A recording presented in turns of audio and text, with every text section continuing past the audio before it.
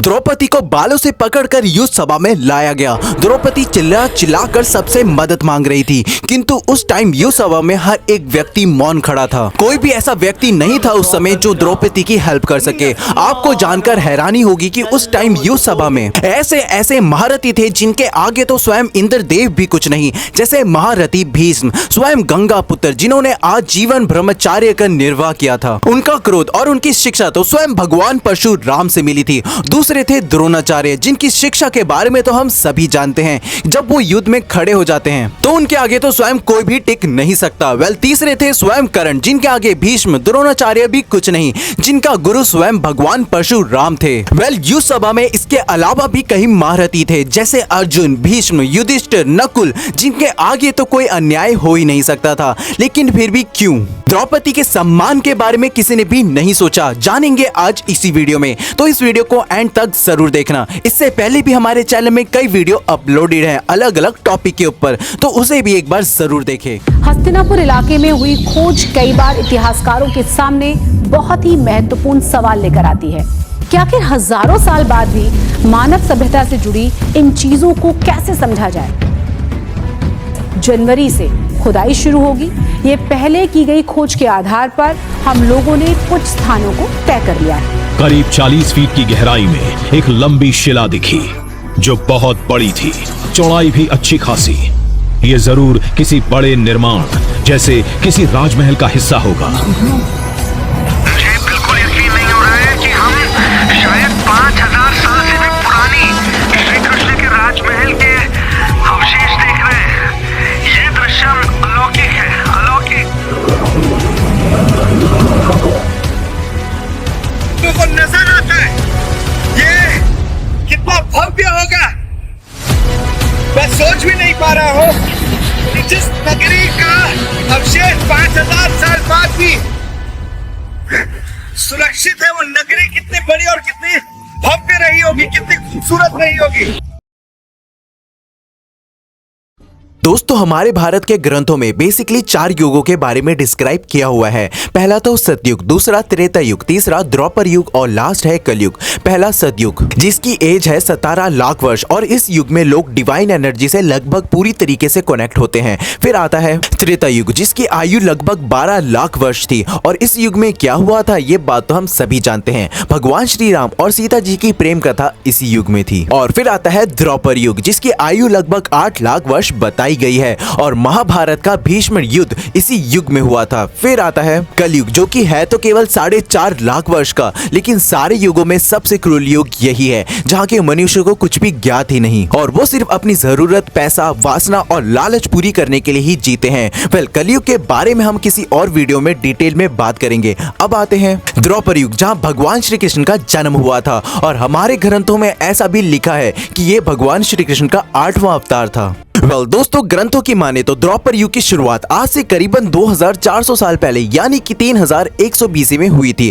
अगर ये टाइम हम देवलोक के ग्रंथों के टाइम के हिसाब से कंपेयर करें तो आप समझिए कि 4000 लाख सहस्त्र वर्ष पहले महाभारत का ये युद्ध हुआ था। अब आप सोच रहे होंगे कि आखिर सहस्त्र वर्ष होते कितने हैं। एक सहस्त्र वर्ष होता है 1000 साल के बराबर, और 2 सहस्त्र वर्ष होते हैं 3000 साल के बराबर, और 4 सहस्त्र वर्ष होते हैं 4000 साल के बराबर, यानी कि ये सब मिला के पूरा होता है 3100 BCE, जो कि हमारे पुराणों में एकदम सही बताया गया है।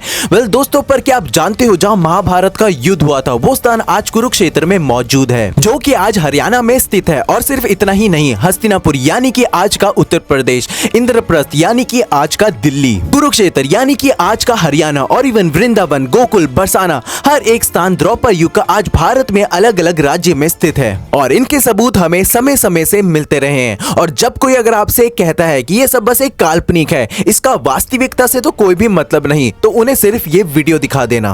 अगर हम द्वापर युग में वापस चले तो उस युग में करीबन 3700 राज्य थे, जिसका जिक्र हमें अपने ग्रंथों में भी मिल जाता है। हर एक राज्य का एक राजा था जो उस राज्य को चलाता था। अगर बात करें पांडव की तो उनके पिता और उनके पूर्वज हस्तिनापुर के राजा थे। महाभारत का भीष्म युद्ध का कारण जो राज्य बना वो भी हस्तिनापुर ही था। भीष्म पितामह ने जिस राज्य की रक्षा करने की प्रतिज्ञा शक्तिशाली थी वो राज्य भी हस्तिनापुर ही था। इसके बाद एक ऐसा और राज्य भी था जिसका जिक्र हमारे ग्रंथों में मिल जाता है। जैसे इंद्रप्रस्थ, उस टाइम हस्तिनापुर के बाद दूसरा सबसे बड़ा राज्य अगर कोई था तो वो था इंद्रप्रस्थ। ऐसा भी कहा जाता है इंद्रप्रस्थ को बनाने वाले खुद भगवान विश्वकर्मा थे।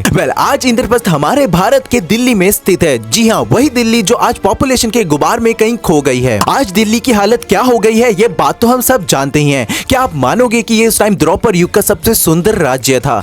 अगर बात करें हम महाभारत की तो उस टाइम दो फैमिली एग्जिस्ट करती थी, कौरव और पांडव। बेसिकली दोनों एक ही फैमिली से बिलोंग करते थे जिनके पिता धृतराष्ट्र थे और शायद इसी वजह से उनके बीच में ये युद्ध हमेशा होता रहा कि आखिर असली हकदार कौन होगा हस्तिनापुर का। दोस्तों, इसके अलावा भी एक काफी स्ट्रॉन्ग फैमिली एग्जिस्ट करती थी, यादव। हमारे कृष्णा उसी फैमिली से बिलोंग करते थे जो कि द्वारका के राजा भी थे। और द्वारका उस टाइम की कितनी स्ट्रॉन्ग राज्य था ये बात तो हम सभी जानते हैं। उस टाइम का सबसे स्ट्रॉन्ग आर्मी अगर कोई थी तो वो थी नारायणी सेना।